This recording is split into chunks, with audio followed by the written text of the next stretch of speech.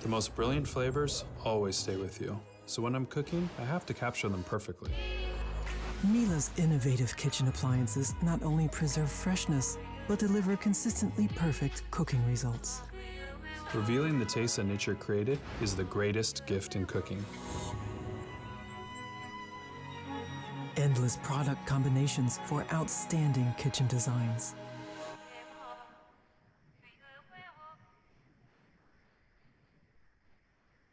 Good afternoon.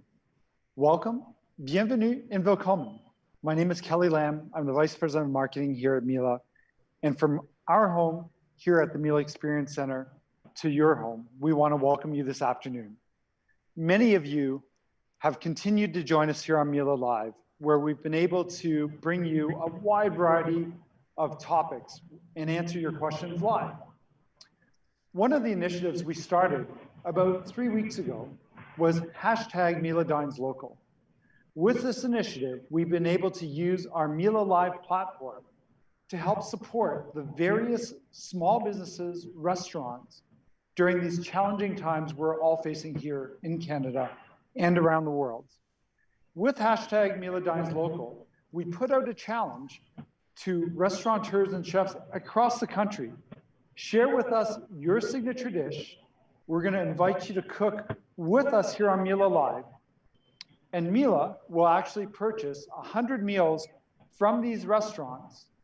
And together with the restaurant and restaurateurs and chefs, we'll actually donate these meals to all our heroes out there right now, the frontline workers that are providing the amazing and required services across the country right now. We've had some amazing chefs join us here on hashtag Miele Dines Local, and today is no exception. We're going to travel from our experience center here in Toronto, where we're actually filming, all the way to Calgary, Alberta. And I want to welcome from Chef Eric Mah from Purlieu Bistro in Oak Ridge in the Calgary area. Chef, welcome to Miele Live. Hi, thank you, Kelly. It's thank you so much for joining us. We're really excited about this session. We've got viewers from across the country that are actually joining us live this afternoon. And I want to send a very, very special welcome as well to customers who've been invited by some of our key retailers to join us today. From the Toronto area here, we have our great partners at Tasco Appliances and Goman's Appliances, as well as Appliance Canada.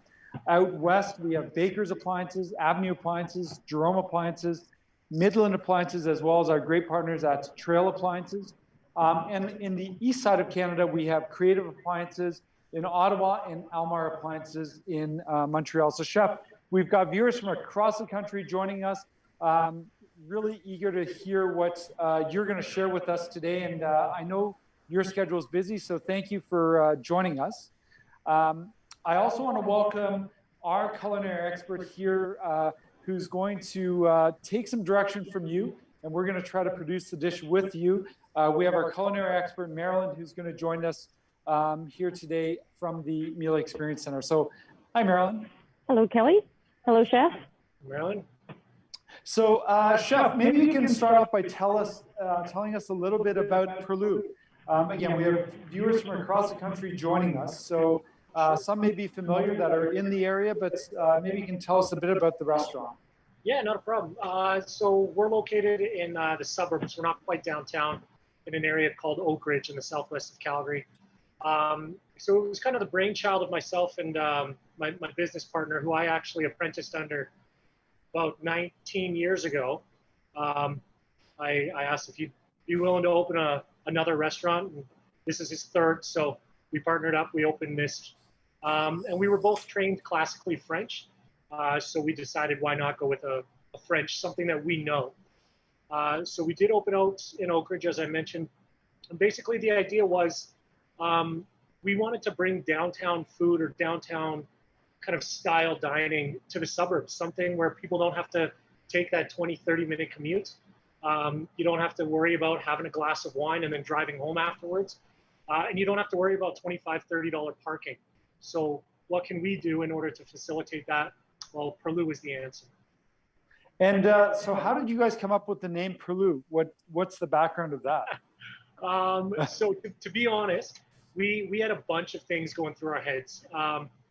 But then my business partner's wife actually, she came up with the word, well, didn't come up with the word, came up with a name based on what it means. And basically what it means is a purlieu is on the outskirts of an area or forest. And being on the outskirts of kind of the community, we're also on the outskirts of Calgary slightly. So we're just kind of on the edge of Calgary, on the edge of the community. And that's what a purlieu is. A purlieu is on the edge of a forest or a neighborhood haunt. And so we figured, hey, both fit perfectly. So let's go with that word. Yeah. And so maybe tell us a bit, you know, we've had many restaurants and chefs with us over the past several weeks, and it's not been an easy time for the restaurant industry as a whole. How have you guys been doing, and where are you guys at right now? So when everything first happened, I very specifically remember telling my staff, I'll see you guys in a couple weeks. Take a couple weeks off, we'll be back at it. That wasn't the case. Our menu isn't generally designed for takeout. We do have things like moules frites, and we were doing a calamari, basically things that wouldn't travel very well in a package. They're going to continue to cook up. So we had to close down. We're also fairly small. We wanted to be a little bit intimate. So we're about 35 seats. Now, with all that said and done, we couldn't open with limited capacity. And we had to figure something out. It took us about a month and a half to figure out how we're going to do it. But we decided to open for takeout. And originally what we wanted to do was, what can we do to be different? You know, people just wanted to get away from this, including us. So we thought, where would we rather be other than maybe with our toes in the sand, sitting by a beach with a margarita in hand, you know, maybe something like Hawaii. So we did our interpretation of Hawaiian cuisine. Okay. We started doing that with takeout. We've actually since evolved from that because we're not Hawaiian. We weren't trained Hawaiian. We didn't want to disrespect that food in any sort of way. So we figured, you know, let's try and ease back to what we know best. Let's bring that French sort of cuisine back, or at least maybe do something, you know, a little bit tropical, a little bit French, something that we actually know we're doing right rather than we think we're doing right. Right. So we're open 3 days a week for takeout, and we're coping. We're doing the best that we possibly can, just like everybody else out there right now. And I know you guys again are busy trying to kind of manipulate the situation and work around it and be creative. And so we really do appreciate your time joining us today, taking time out of your schedule. I just want to remind our viewers, this session is completely live with Chef Mah and us. Feel free to make sure you're logged into your YouTube account as you're watching us, so you can ask any questions live. And together with Chef, we're going to try to answer you as best as possible during this session. Chef, I wish we were in Calgary at the time you were doing the Hawaiian-inspired menu, because I can tell you that for my family, it's one of our favorite places to be. So too bad we weren't there. Yeah, but, too bad. but you know, it's great also to hear that you're kind of going back to your core roots right now in more classical French. So you guys are 3 days a week. For customers that want to order, what's the easiest way? What are some of the things that are on the menu right now? So the easiest way is to go to our website, and that's www.purlieucalgary.ca, Purlieu Calgary.ca. Okay. Our menu is fully posted there, and what we're doing is curbside pickup rather, basically to minimize contact. Now, a few items that we have on our new menu. So we do have our moules frites. We just ended up bringing those back a few days ago. Now that was our signature dish. That absolutely was until COVID hit. Okay. But we're not doing that today because we only brought that back, like I said, a couple days ago.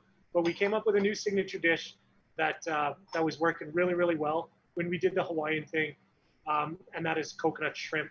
So coconut shrimp with a Colada sauce is what we're calling it. Okay. So that's another item that we have. We're also doing a tuna salad. So it's a 6-ounce seared steak the tuna steak on kale salad with citrus vinaigrette. We're doing duck confit. We're bringing that back in a different capacity. We're doing roasted Cornish hens. And we're also doing a steak with a play on a chimichurri, more of an emulsion, which again is definitely a French interpretation. So steak frites with a chimichurri emulsion. So those are just a few of the items that we're doing to bring back kind of what we're doing with French, as well as doing things a little bit different, which is what we love to do, a little bit modern play on French classics. Exciting. So, and I'm sure, again, like you were saying, people just really want a bit of a change and be able to get that restaurant experience right now. Again, as you guys hopefully move into a stage of reopening, do you already get a sense of when you guys will be able to open out there in Calgary right now? Yeah, we were actually planning just this past weekend, but due to some delivery errors, showed up a lot later than expected. We're actually hoping, fingers crossed, this weekend. All right, so really soon, actually. So this is a bit of a teaser for those that are in the Calgary area and the Oak Ridge area out in Calgary to be able to enjoy it. So I'm going to hand it off to you and Marilyn to get cooking, and we will continue our conversation as we go again. For those watching out there, be sure to subscribe to our YouTube channel to get the latest videos. Be sure to log in as you're watching this so you can ask Chef Mah any questions that you have. But Chef, I'm going to hand it off to you and Marilyn right now to get the cooking going and for you to explain the dish. Fantastic. There you go. Thank you. All right. Hello, Chef. All right, I'm going to be following your lead. So you tell me what needs to be done and I'll execute on this end. Perfect. And then I'll present at the end. Okay, fantastic. So what we're doing, as I mentioned earlier today, is kind of our play on a coconut shrimp. So we have a Colada sauce and a house-made hot sauce. It's actually, we're doing a pineapple hot sauce. This goes back to the Hawaiian that I was referring to. Okay. But we're going to have a little bit of fun with this one. All right. So the first thing that we're actually going to do is make our hot sauce. It takes about 45 minutes worth of simmering. So it's going to be the longest thing. But it's super simple. It's no more than maybe 7 ingredients. Super simple. Perfect. Okay. So we're going to start off with, we have some Granny Smith apples here. So we're going to take our first apple and we're just going to cut it down. And this is just one apple. So one single apple per recipe gets you about a liter worth of sauce. So what I'm doing is I'm taking the core out. Without the core, no seeds. And we can definitely leave the skin on. So we're going to do that with the entire apple. No core and no seeds in the whole thing.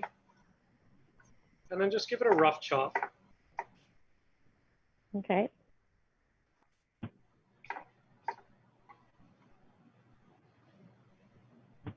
So once we have So that done, could this be something that you would prepare in advance normally? honestly, it really depends. In the restaurant, I'm not going to be making this to order since it takes 45 minutes. Okay. So it will be prepared in advance. Okay. And the great thing about this sauce is it can definitely sit for at least a week in your fridge. Oh, good. Okay. So next up, we're going to move to our jalapenos. Depends how spicy you like it. You can definitely do a few tricks here. So what we're going to do is we're going to take the top off. And then we're going to split our first one. And I keep seeds and everything in there. Okay. So for the first one, that's going right in. And the second one, as I mentioned, there's a few tricks. So what we can do, if you don't like it too spicy, what you can do is split again, and then we come and we take all that out. That's seeds, the veins, everything. That's where most of your spice is going to be. So we can definitely take that out if we don't like it spicy, and we can do that with the whole one, or we can keep it. I like heat, so I'm going to keep it. Okay. And that's going directly into the pot as you're chopping it, correct? Directly into the pot. Everything's going right into our pot here. All right. Next thing, I have 3 cloves of garlic, and we don't need to do anything with that. Just pop those into our pot as well. Very, very simple. Okay. Yep. So we're going to move on. We have some paprika. I have 2 tablespoons of paprika, and that's going to go in as well. Okay. And then I have a teaspoon of chili flakes. Again, optional. You can use them if not. It's up to you. This is going to be quite the hot sauce. It's honestly, so it's not, in my opinion, it's not that hot. Okay. It's going to have some spice, Yes. but it's not like a sriracha or it's, something Okay. like that. Right. Okay. So I also have 1 cup of Yeah. apple juice. So we're going to pour a cup of apple juice in there. Right. We have 1 cup of white distilled vinegar. Mm-hmm. That's going to go in as well. And then I have 1/3 cup of lime juice. Right. It's So just that's going to be there. So that's going to be the liquid component. And then what I'm going to do is just 1/2 tablespoon of salt. Very, very simple. The third, and well, not the third, but the final component that we have is pineapples in juice. So this is Dole brand, but it's about 400 milliliters of pineapples in juice. Okay. We're going to throw all that in, juice and pineapples. The best part about this recipe is we can make it any flavor we really want. I've done it with peaches. I've done it with more apples. I've done it with pineapples, as you can see. So it really, really works, and it's really versatile to do anything almost you want. Okay, yeah, I see that. Okay. As long as it's comparable. I mean, if you're going to start putting strawberries in hot sauce, you might have a bit of problems there. But so we're just going to start with something like this.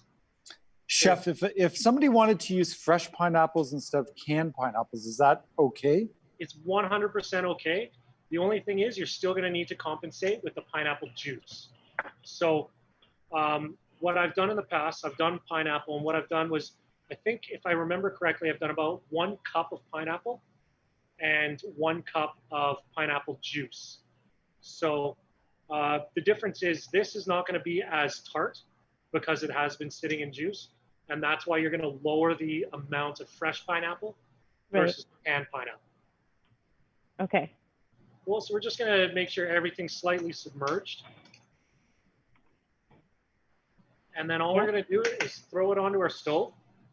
And we're going to simmer that, bring it to a boil, and then lower the heat slightly until we get it simmer. And then we're going to simmer that for about 45 minutes. 45 minutes uncovered.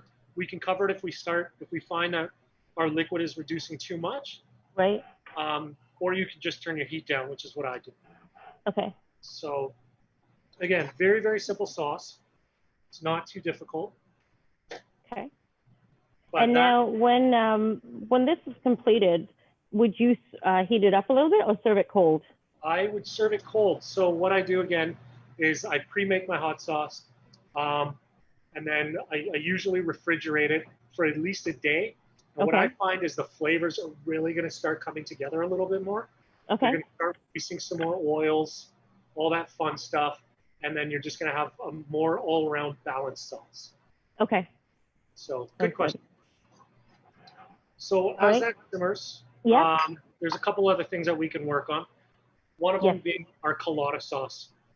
So our Colada sauce is super simple. It's three ingredients. And if you want, you can do this one with me side by side. Yes. Let me just move this out of the way. Okay. So we're going to start with 1.5 cups of mayonnaise. Okay. And then I have some sweetened condensed milk. Yes. Okay, I have that. Perfect. So we're going to get our sweetened condensed milk going here. Yeah. Now, am I putting just in a bowl for this one? Just in a bowl. It's all you need. Okay. Okay. The simplest sauce you're ever going to make. Yeah. So we're going to take 2 tablespoons, 2 heaping tablespoons of our sweetened condensed milk. Okay. And then we're going to take 1 lime. So we're just going to make sure the lime is good to go, full of nice juices. Okay. All right, you with me so far? I'm with you so far. Perfect. Now, what I have here is a microplane. Yep, I have mine. Perfect. So microplane is best for zesting. It actually works really well for Parmesan cheese and things of that nature as well. But we're gonna zest our lime right into this. And we're gonna do the entire lime. Oh, okay.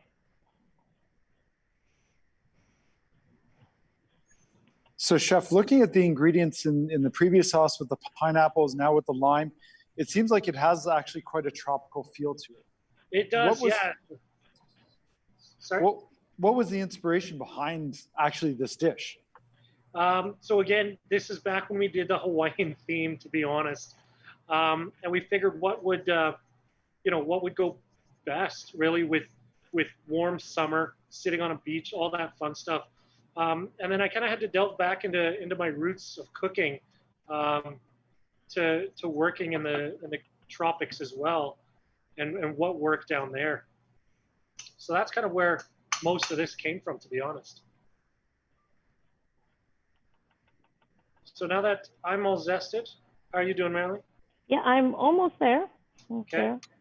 Just make sure to bang out that your microplane as well to Right. all that zest in there.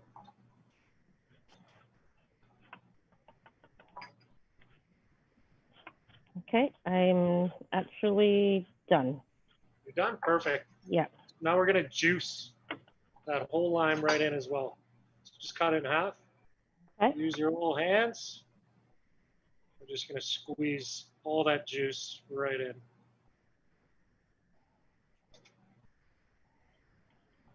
Smells really good so far with that lime.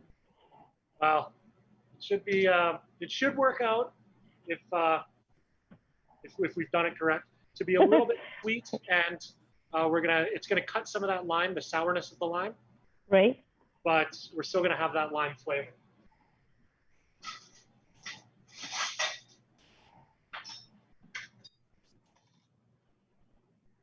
Okay. All right, you all juiced? I am all juiced. Perfect. So now we're just gonna mix it up. Okay. Make sure to fold to get everything on the bottom, everything on top. Because we really want that condensed milk, that sweetness to come through. Right. I would have not thought of this combination with the mayonnaise and the condensed milk, to be honest with you. Honestly, it's not too many people have, to be honest. So, and then the other thing is here, the best part is if you want it a little bit sweeter, obviously, Yeah. you can add a little bit more condensed milk. If you like lime, if you love lime, it's definitely okay to add a little bit more lime. It's all on personal preference. Okay. And that's it. That's our Colada sauce right there. That was fast. I told Okay. you. Yeah. The easiest sauce you're ever gonna make. 3 simple ingredients. All right. And again, now when this is done, you would normally refrigerate this? Yes, of course. Mayonnaise it's a stabilizer. Mayonnaise is also going to help preserve because of all the oil and the fat. Right. But unfortunately, the milk isn't always the best thing to sit out. Right. Okay. So I am done with that. Let me just clean up my little area. Perfect. Just give it a little bit of a taste. See if it's sweet enough. See if you got enough lime in there. But again, this is one of those things. The longer it sits, the more those oils from that lime is going to come out of that zest that we just did. And you're going to have a little bit of a stronger flavor from that lime. That's really nice. Okay, so super simple. But again, you let that sit until tomorrow. You're going to have a lot more potent flavor. And again, the zest isn't where the sourness is. Right? The zest is where the flavor is. If you go too deep into the zest, unfortunately, you get to rind. That's like that white part in here. Yeah. That's where we're going to try and avoid. Right, exactly.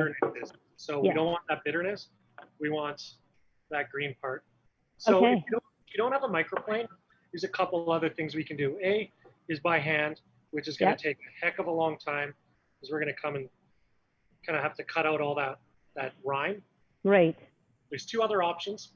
One is to use a peeler, and you just kind of peel and then just chop everything up.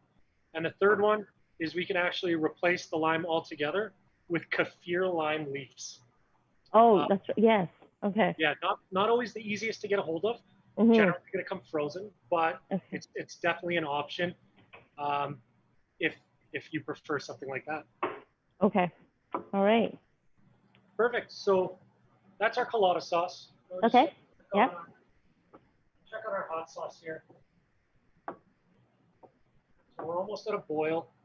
And Mhm. again, once it comes up to a boil, we're going to lower the heat just down to about a medium, maybe slightly above, in Okay. order to get a nice simmer going. And we're going to simmer Right. this again for 45 minutes. Okay. All right. So our one sauce is done. I'm just going to put it to the side here. One sauce is done. We can definitely refrigerate that. Yep. We'll wait. And Chef, maybe, you know, you and I were talking earlier a little bit, but I think it'd be really interesting for our viewers. What is your actually culinary background? Where did you start and when did you start? So I'm from Calgary, and I basically I went to culinary school here in Calgary about too many years ago. Let's put it that way. And then upon graduating, I went to do an apprenticeship, and that's where I basically apprenticed under my now business partner, Jason. So that's how we originally met. He then went to open his own restaurant. So the restaurant that I was working with him under, I went for him. So when he left, rather, I decided I was going to take off on my own. I went to school out in Victoria for business, and I continued basically working in the restaurant industry there as I needed income. And from there, I kind of progressed. I didn't quite finish business school because I fell back in love with cooking, and I just continued to cook. So I moved to Edmonton after that, worked at the Westin Hotel in Edmonton, and then came back to Calgary and basically helped open and then run a few restaurants in Calgary. One of those restaurants has now spread from Calgary basically across Canada, and that's Craft Beer Market. So there's one in Ottawa, one in Toronto, two in Calgary. We got some in Edmonton. Sorry, not we, they. I've soon left the company, or since left, but all the way to Vancouver. While I was with them, I kind of would take some time and go and stage on my own. So I staged in Spain and I staged in Romania for a little bit there, and then back to Calgary. And I actually was contacted for a position as an executive sous chef in the Caribbean in Turks and Caicos. Oh. So I moved down there and I worked down there for 2 years at a resort. And that was quite an experience. So I definitely did a lot more tropical influenced food and inspired food down there. That would have been a nice place to quarantine, by the way. Yeah, exactly. Well, you know what? I'm still in touch with a lot of the guys down there. They're not having much fun. Apparently, they just got hit with a massive sandstorm Oh. that blew across from Africa. So they're not having fun at all. Okay. But yeah, no, it was a wonderful time. It was definitely a blast. I got to work with some things that I hadn't worked with before, wasn't very familiar with, including conch as one of them. So if you don't know what conch is, it's essentially a massive sea snail. If you think of a Hawaiian luau, when they have the big shell and that's a conch shell. So it's the thing inside is basically what's sought after. So being down there, I was encouraged to enter the annual Turks and Caicos Conch Festival, and I was the first North American outside of the Caribbean to actually win that festival. Wow. With a conch dish that I did. Yeah. So what was that dish, Chef? Because I know conch, you know, I think a lot of people that have had a chance to go down the Caribbean know conch from conch fritters. You know, Chinese, we love to actually either steam or blanch it and then dip it in some soy chili oil. So what was your winning dish with conch? Well, that soy chili oil sounds delicious right now.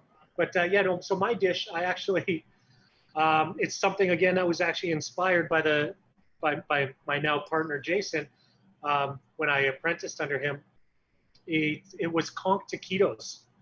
So back when I apprenticed under him, he would make these kind of chicken taquitos, as he called them, flautas. And that recipe's kind of stuck with me. Many recipes that he's done stuck with me, but that was one. And when I was down there, yeah, I kind of did a play on that. So it was a flour tortilla, and I braised, I small chopped the conch, braised it. I had some beans, some poblano peppers, braised it in local beer that they have down there, some cheese, and then basically filled it, rolled it, deep fried them. And believe it or not, I served it with a pineapple hot sauce, and it won the contest. So Wow, yeah. that's excellent. So, Well, yeah, no, maybe we'll have you back on to cook that dish. That's great. if I can track down some conch here in Calgary, which I'm sure I can, I'd be more than happy to do that for you guys. Great. All right. Okay. Okay, so my sauce is now simmering. So Yeah. it was boiling, so I just turned it down to a bit of a medium. So we're simmering over here. And throughout the simmering process, we want to make sure that we're just kind of stirring every once in a while, intermittently, so that everything on the bottom comes to the top, and we're not just cooking out the bottom and leaving the top. Right. Okay. Very simple. Yeah. Everything in there is going to cook out. The paprika is going to cook out, so we're not going to have a grainy texture. If you've added the paprika later, it might be a little bit gritty. So make sure you don't make that mistake, Marilyn. Yes. Okay. Yeah. So that was actually my fault. No. So we have that going. That's going to continue to go for us. And either A, we can continue to watch that, or B, we can now focus on our shrimp. Sure. Yeah. So I'm going to focus on the shrimp at the moment because, like I said, it takes 45 minutes or so. So I'm going to focus on our shrimp. Okay. So the shrimp that we're using here are what's called 16-20 shrimp. So 16/20. I know a lot of people don't always know what those numbers mean. Sometimes you can find 13/15, 25/30, so on and so forth. Basically what that means is that's how many shrimp are going to be per pound. So there's either going to be there's going to be anywhere between 16 and 20 shrimp per pound. So the lower the number, i.e. 3/5, means there's only going to be 3 to 5 shrimp per pound, which means they're going to be a lot bigger. So we're using 16/20s. And what I have here, already peeled, already deveined. So you can generally find these in your grocery stores, peeled, deveined, and they're always going to be frozen. So sorry? So I was going to ask a question then, Chef. If they are deveined but they're not peeled, when you're peeling them, do you remove the tail completely, or you leave that little part on? I like to leave that little part on. That's going to be my handle. Yeah. And it's also going to be my part where I stop in terms of dipping and dredging. Right. Okay. So that's actually a good question. If it doesn't come deveined, it's a simple way to devein shrimp. Okay. So use just a small paring knife, something like this. And what I do personally is I start back towards the tail, and there's a natural seam or a natural line that you're going to see in the back of the shrimp. Right. So all you have to do is just slightly cut. You're going no more than a couple millimeters into the back. And you're just going to follow that natural seam into the back, and then open it up slightly. Now, if you have kind of like, there might be a bit of a black line throughout, what you're going to do is either use the tip of your knife, you can use a toothpick or any other pick, and you just get in and lift that part out. Once you lift any little area of that out, you can generally use your fingers and pull the rest of it out. Okay. Very simple. Or, I mean, you could use your knife and just kind of lift and pull the whole thing out. You're just going to wipe that off on a rag on the side, and then there you go. You have a deveined shrimp. All right. Okay. Very simple deveining for shrimp. All right. Okay, so now we have our shrimp. You got your shrimp ready, Marilyn? Yes, I do. I have my shrimps all here. Perfect. So we're going to set up our breading station, if you will. Yes. And our shrimp's going to be at the end of that station. So we have, for this, 1 cup of milk. Yep. Right here. That's going to go in. And 1 egg. The only reason I'm using 1 cup of milk and 1 egg is because of the amount of shrimp that we have. It's very, very few. I only have 5 shrimp here. Okay. If you're doing 10, 20, 30, you're obviously going to need a little bit more. So now that we have that in our bowl, we're just going to whisk that up a little bit.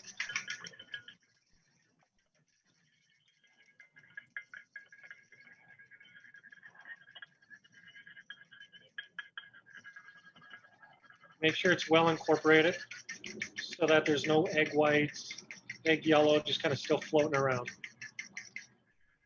So this here is a very, very typical dredge used for many, many facets. Right. You can use it for shrimp, you can use it for chicken, you can use it for veal if you want. The only thing that you're going to replace, if you're doing it for veal or chicken or anything, is your coconut. You're going to take your coconut out, replace it with breadcrumbs, for example. Make yourself a nice chicken parmesan. Right, exactly. Okay. Okay. How you looking over there? I'm good. I'm just moving my board a little bit closer so that.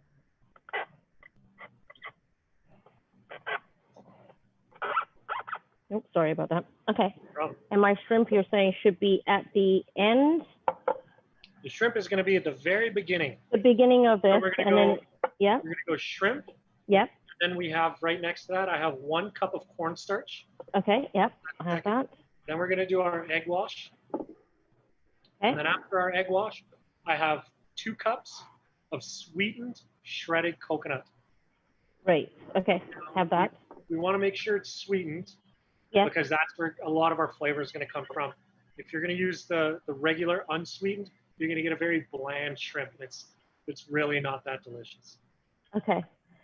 And obviously it's going to be fried. So is there a certain temperature that my oil should be at, or? 100%. So most people don't have a deep fryer at home. I completely understand that. So what I do at home would be canola oil or vegetable oil of some sort. Okay. And set it to 350 degrees. So you're going to need an oil thermometer or a candy thermometer. Your average meat thermometer won't usually get that hot. And that's Fahrenheit. All right. So let me just check where my oil is at. So chef, just bear with me for 1 second. Of course.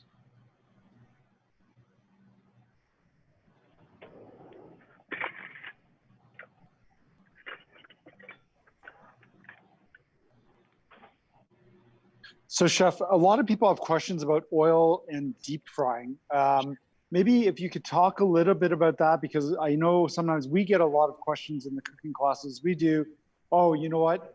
Can I use olive oil? Can you maybe talk about the importance of which oil to use during the frying process? Yeah, of course. So canola oil, sunflower oil, peanut oil, those sorts of oils tend to have a higher smoking point, which means you can get them up to 400 degrees before it starts smoking. And then you're going to basically be able to get a better all-around product. Once your oil starts smoking, unfortunately, where there's smoke, there's fire. That's going to lead to burnt product, anything like that. So we don't necessarily want something that's going to smoke on us. You're going to get more of a bitter flavor. Again, anything that's burnt, it's going to definitely be a lot more bitter.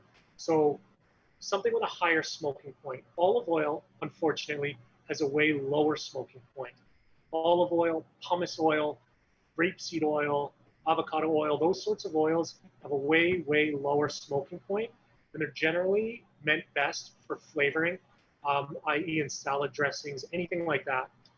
If you can find a pure olive oil, it can be good for searing things in a pan, but I would never, ever recommend a deep fry because the highest you're going to get in terms of temperature is maybe 200 degrees, somewhere in that range. So good to sear beef, not so good for deep frying. Peanut oil, however, again, very, very good. It's a reason why that was used a lot. One reason it was stopped is obviously because of peanut allergies. So my go-to is always canola oil. Vegetable oil is roughly the same thing. You can get a way higher smoking point on that. Therefore, more golden brown before it burns, not a bitter flavor. And yeah, it's just a better product overall. Okay, that's a great tip, because I know sometimes people really are nervous about deep frying at home, especially when they don't have a deep fryer. So those, I think, are great tips to have. Well, I mean, for deep frying at home, there's a couple other pieces of advice that I would like to give.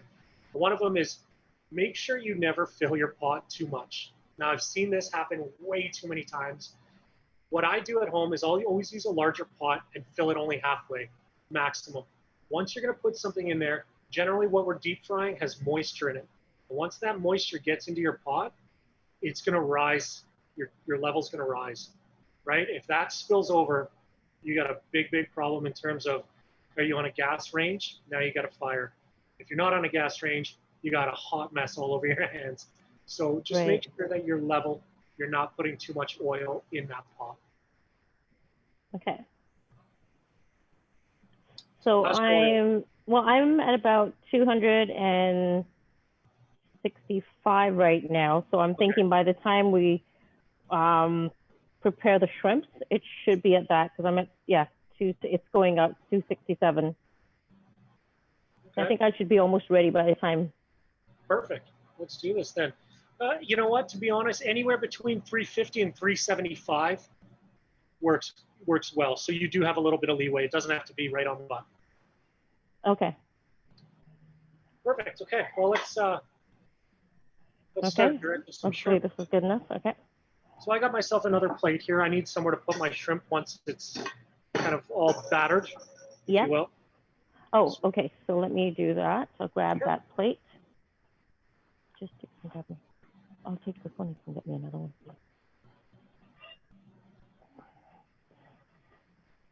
Okay.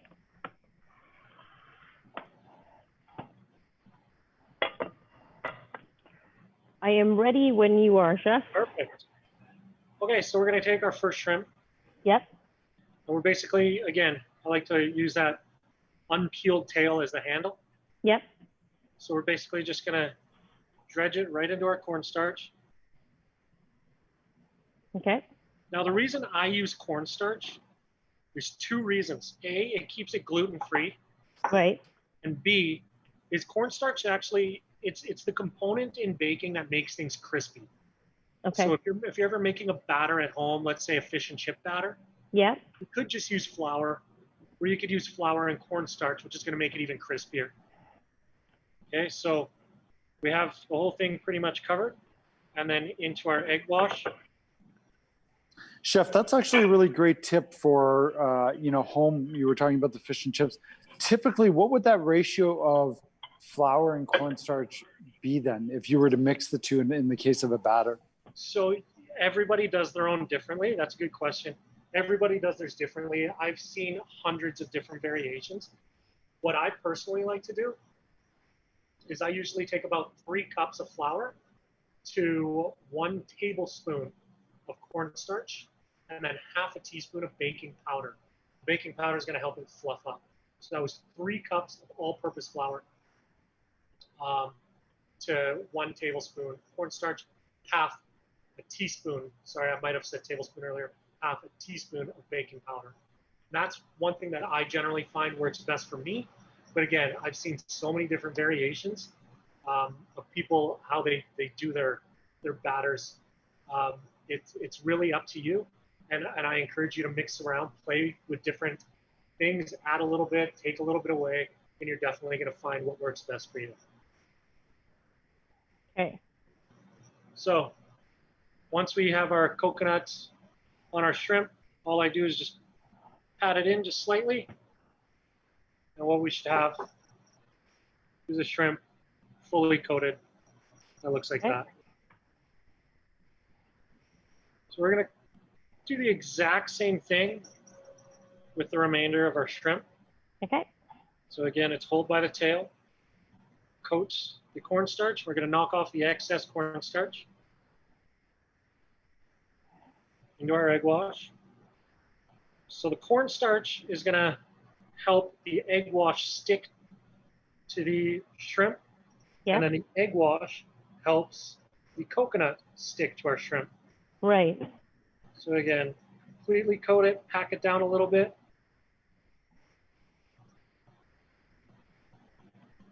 Then we have our second shrimp, and so on and so forth.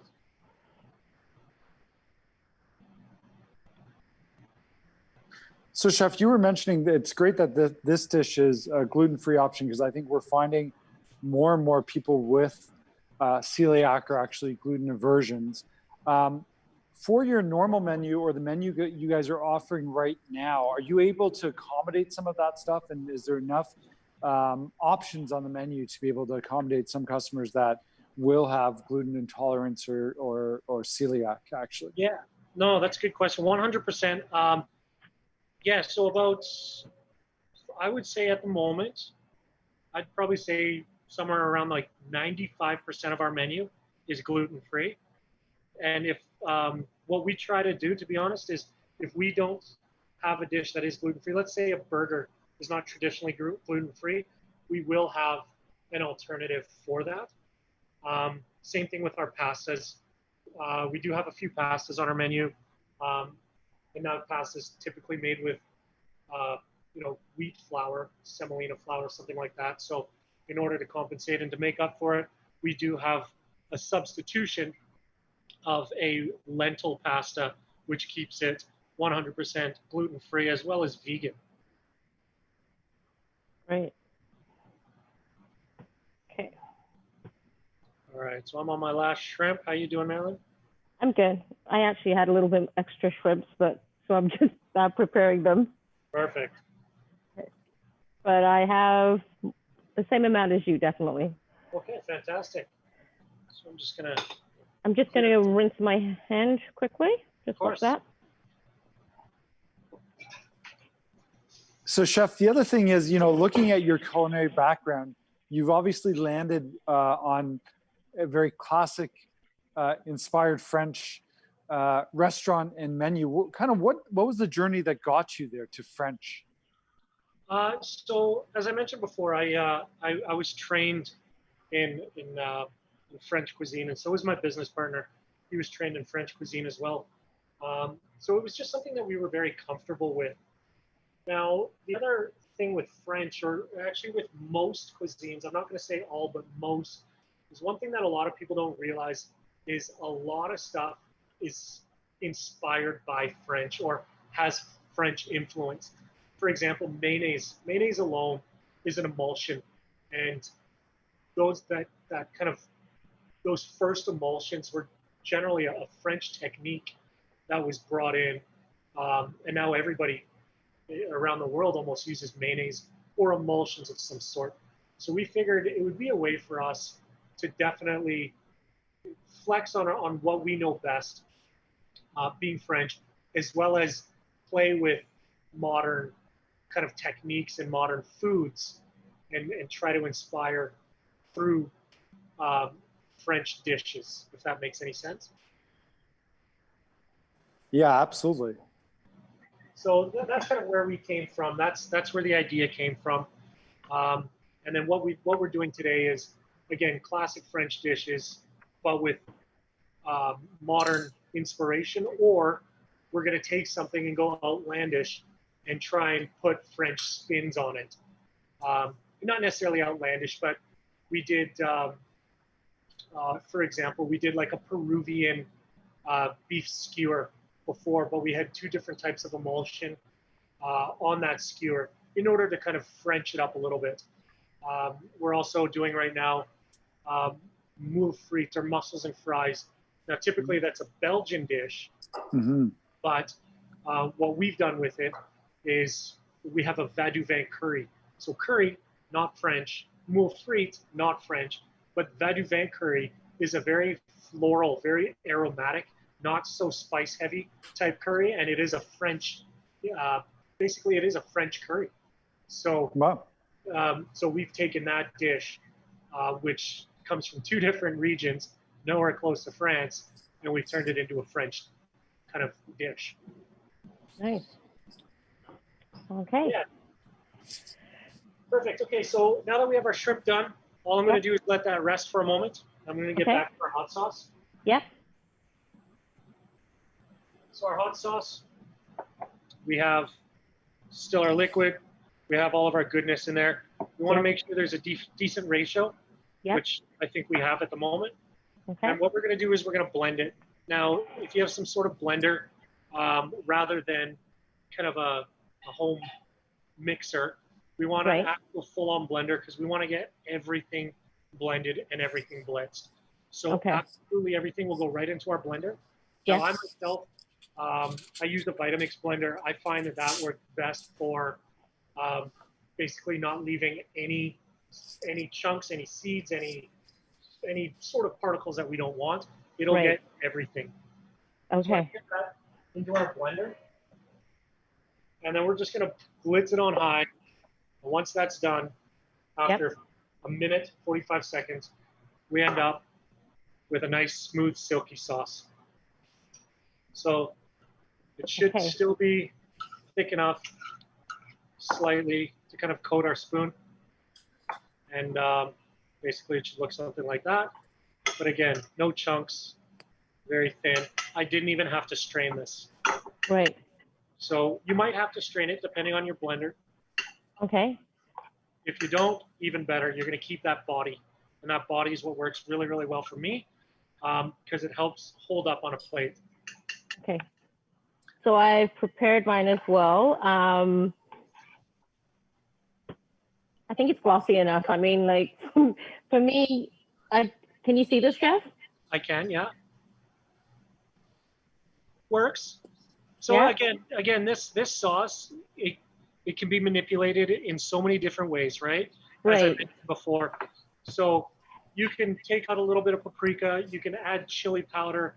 You can add more lime. You can add lemon. You can add cilantro.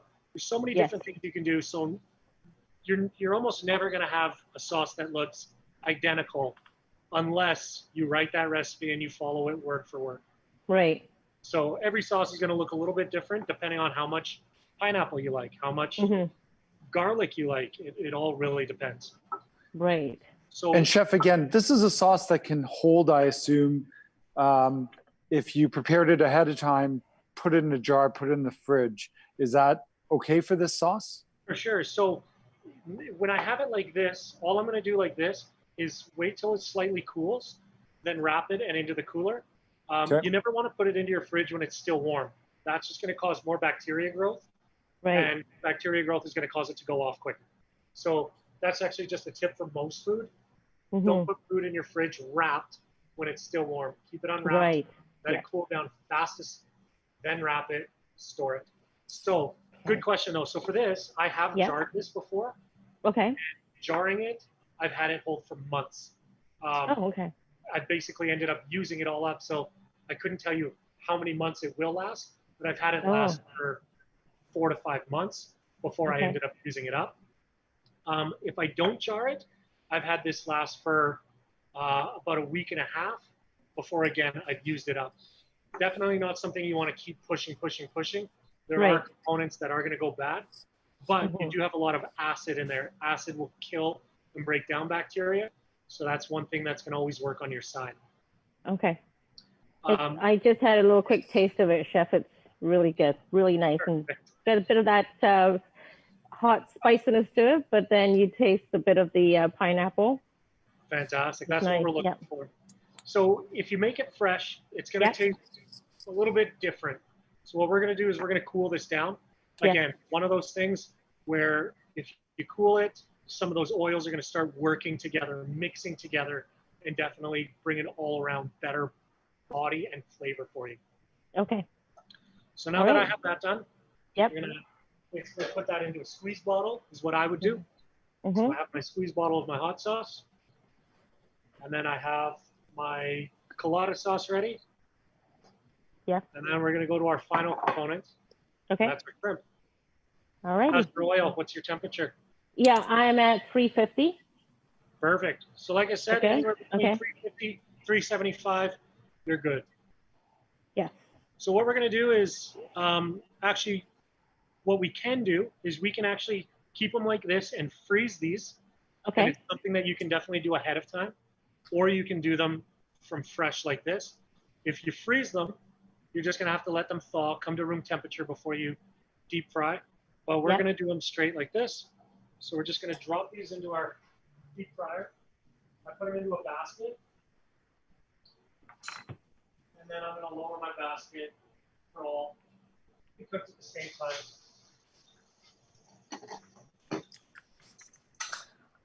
So if I don't have the deep fryer like you have, I have my frying spoon. So would you recommend that they go on here and then put them into the oil, or just directly into the oil?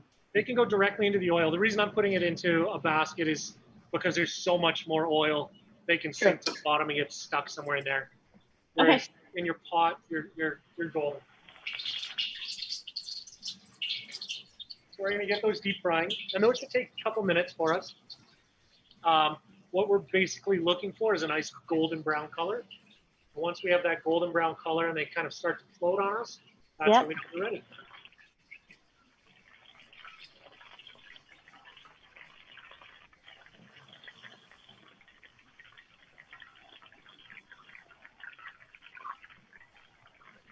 So as that goes, I'm just going to clean up and tidy up a little bit around here. Yep. All right. Me too. Plating. And chef, roughly how long would these need to deep fry for? I know Well, a lot has to do with visual, but Yeah, about 2 minutes or so, roughly 2 minutes. okay. There. It all, again, it depends on the heat of your oil. So the lower your heat, the longer it's going to take. So if you're on closer to the 350 end, Yep. it could take about 2.5 minutes. If you're closer to the 375 in your oil, it might take about 1:45. So my rule of thumb is generally about 2 minutes. Okay. And chef, during these times, I think everybody has been eating more at home. Right. And I know our viewers always have the question, are really interested in, for the chefs that have been visiting us, what's your comfort food? Is it different than what you actually cook in the restaurant? When you're at home, what do you like to eat? Oh man, it's funny because I talk to people about this quite often, and everybody always asks if you can only eat one thing for the rest of your life, what would it be, or what's your favorite type of food? I'm part Chinese, so I grew up eating a ton of Chinese food, authentic Chinese food. So that's kind of my go-to. But to be honest, I think my wife is a phenomenal cook. So pretty much almost anything she makes is my comfort food. And it's kind of hard to explain. Most chefs don't like to go home and cook after work. It's like a mechanic. You don't want to work on your car and then go home and work on your car some more. So the last thing I want to do after working a long day is go home and cook. And I have my wife to fall back on. So she does, she actually writes out menus for the month of what we're going to eat on what day. And I look forward to things like that. So my comfort food is pretty much whatever she's willing to cook for me, to be honest. Right. That's good. So how are your shrimp looking? They're good. They're done. They're I didn't done, want to perfect. keep them in too long because I thought it would get a little bit burnt, but I Nope. think it's a nice color. That's fine, perfect. So mine are looking good too. I'm just going to take them out. And what I have is, sorry, I should have maybe mentioned this to you, a little Yep. bit of paper towel just to get that excess grease off. Yes, I actually did that. Oh, fantastic. Yeah. We're just going to get some of that excess grease off with that. And then we're just going to finish with a little sprinkle of coarse salt. Okay. And that's just going to help bring out a little bit more flavor for us. So my coarse salt, I think I may have had it. If it's not coarse, if it's just table salt, that works just as well. Okay. Let me just grab that.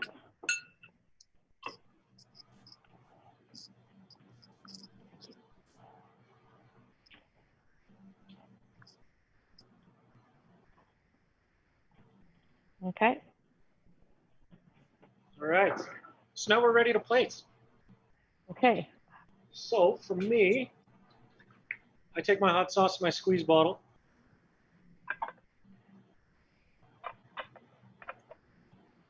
And then we're just going to come down the middle. So just a little bit of hot sauce. Some people are a little bit timid with it.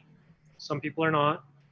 If they want more, by all means, give them more. But I'm just going to keep it fairly simple. That's quite artistic. That's very artistic. We may not be able to do that on our side. Exactly. Just some sort of squiggle is all you really need. I'm going to take my Colada sauce.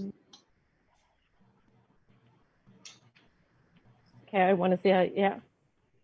Throw my Colada sauce on the side there. And now, honestly, you can garnish this however your heart desires. Okay. Give me a second here.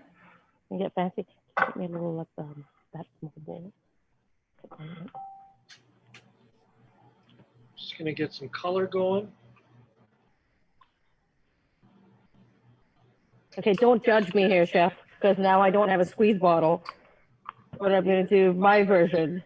Your version is just fine, honestly.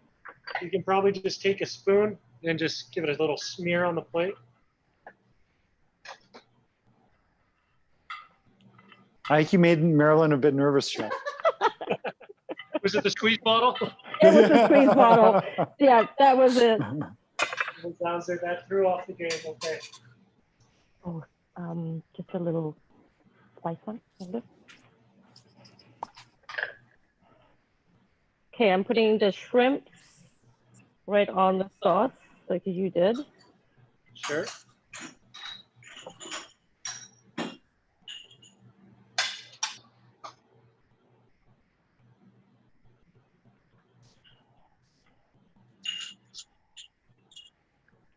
I mean, another alternative, Marilyn, is just to put the sauce, both sauces on the side if you want.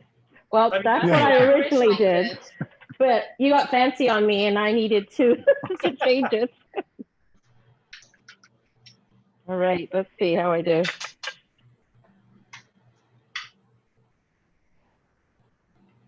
It smells great though in here. Well, let's just hope it works out and tastes great too. Yeah. Okay, I'm ready to present to you.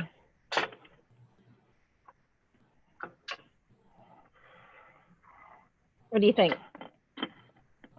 Perfect. I mean, not as good as yours. Hey, you know what? At the end of the day, whatever works, works. As long as it tastes good, who cares how it looks? I mean, that's what I'm going to say for a home cook, but I mean, in a restaurant, yeah, people care. Yeah. Oh, this has been great. There we go. Yeah. So that's our coconut shrimp with Colada sauce and a pineapple hot sauce. Thank you very much, Chef. Not a problem. Of course. I hope Great. you enjoy. So yeah, Chef Mah, thank you so much for, again, we know you guys are busy trying to get your business up and running again. So we really do appreciate you taking the time to join us today to share this recipe. So again, let's talk about the restaurant right now for those that are in the Calgary Oak Ridge area that have the opportunity to join you out there. For those viewers that are joining us that are not in that area, you know, Chef has very kindly shared his recipe, so you can try that at home. But Chef, what are your hours again right now? So right now we're open just for curbside pickup, and we're open from 4 till generally 4 to 8 o'clock for curbside pickup, 4 p.m. till 8 p.m. Thursday, Friday, Saturday, and with what's going on right now, either we're going to extend those hours, or I'm not sure what it's like in Ontario right now, but in Alberta for sure, we just got hit in the past week with another 300 plus cases of COVID. So we're worried that that might start kind of, you know, causing a bit of a problem for us. So those hours might change, but as they stand, we're 4 to 8 Thursday, Friday, and Saturday for curbside pickup. Okay. And best place to see the menu and order is online with you? It is online on our website, and that was www.purlieucalgary.ca. That's Purlieu, Calgary.ca. And can consumers actually order online with you? So we're actually in the process of setting up an online ordering system, but it does have our phone number and everything listed on that website as well. So just give a phone call and be able to order. And how much in advance, Chef, do they need to order with you? Are you taking same day orders? We are. Honestly, we're trying to be as flexible as we possibly can. It's a tough time for everybody. Sometimes people forget, sometimes things come up, emergencies, who knows. We're trying to be as absolutely flexible with everybody that we can be. We've taken orders a week in advance. We've taken orders when somebody calls and says, can I pick it up in 15 minutes? So you can call us anytime. And if we're not in, just leave us a message. And we're more than willing to accommodate everybody. Well, again, I want to, Chef Eric Mah, thank you so much for joining us here on Miele Live. We appreciate that so much. And as you know, together, so we're going to purchase 100 meals from you that together we're actually going to donate to the frontline workers in the Calgary area who are doing such fantastic work for the communities right now, and that's to all the frontline workers across the country. So they're going to be able to enjoy your food and maybe hopefully take a couple minutes break from what they're doing out there in the community and get some rest and have a great meal. Yeah, no, that's great. Thank you very much for having me on. Really appreciate it. Appreciate what you guys are doing. So I think it's a great cause. And again, thank you so much. And, you know, I really will take you up on maybe trying to help you find some conch out there and have you back to do your winning dish from when you were out in Turks and Caicos. You let me know, and I'm more than willing to do it. I don't think anybody's had anything quite like that out here, so it would be fun. Okay. So again, for those in the Calgary Oak Ridge area, be sure to visit Chef at Purlieu Bistro in Oak Ridge. And again, for those of you that are not, try this dish at home. It smells great out here, and the team here will definitely try Marilyn's take on Chef your dish. So again, thank you so much for joining us. And want to thank all the viewers across the country who have joined us today here on Miele Live for hashtag Miele Dines Local. We got some great restaurants joining us in the coming weeks, so be sure to go to visit mielelive.ca. Subscribe to our YouTube channel for some great videos and tips and tricks from the chefs that have joined us, but also to learn more about your Miele appliances or Miele appliances that you're interested in purchasing. On that note, we have an amazing promotion right now. It's the Miele Summer Sales Event that is actually going until Thursday of this week. It's the last day of the promotion. And we actually have a really exciting session tonight, 7 p.m. Eastern Standard Time, with our partners at Tasco Appliances here in Ontario. And we have sales expert Brendan Stevenson, who's going to join our Miele expert, Kirby Dumont, and they're going to take you through some exciting tips and tricks and hopefully answer some questions you may have live about some of the Miele appliances that you're interested in. So be sure to join us back here on Miele Live at 7 p.m. Eastern Standard Time. And again, I want to send a very, very big thank you to the frontline workers across the country right now that are continuing. I know businesses are reopening. I know everything's starting to reopen, but those frontline workers are still out there supporting all our communities. And on behalf of Purlieu Bistro, Chef Eric Mah, ourselves here at Miele, we want to thank all those frontline workers right now that are out there servicing all the communities across Canada. So thank you so much. And we hope to see you again at Miele Live, on Miele Live. And for those again in Calgary, visit Purlieu Bistro and enjoy some fantastic food from Chef Eric Mah and his team. Thank you so much and have a great evening.